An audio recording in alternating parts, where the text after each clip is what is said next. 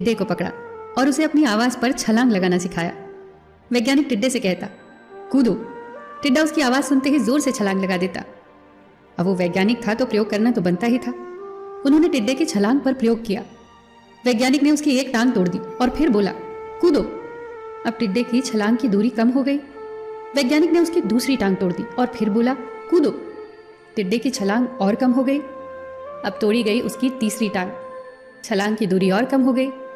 एक एक करके बेचारे टिड्डे की सारी टांगें तोड़ दी गई। अब आखिरी टांग टूटने पर जब उसे कहा गया कूदो, तो वो हिल भी नहीं पाया। अब वैज्ञानिक ने अपना निष्कर्ष अपनी डायरी में लिखा। जानते हो उसने क्या लिखा? जब टिड्डे की एक टांग तोड़ी गई तो वो थोड़ा बहरा हो गया। जब उसकी दूसरी टांग तोड़ी गई तो वो और बहरा हो गया।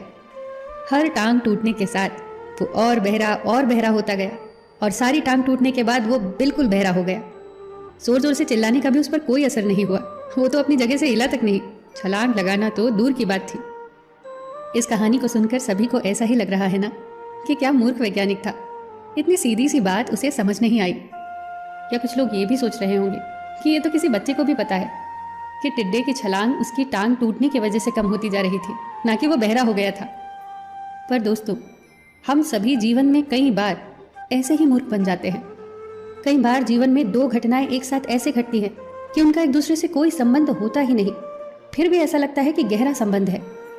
कभी कभी दिखता कुछ और है, हमें समझ कुछ और आता है और वास्तव में होता कुछ और है।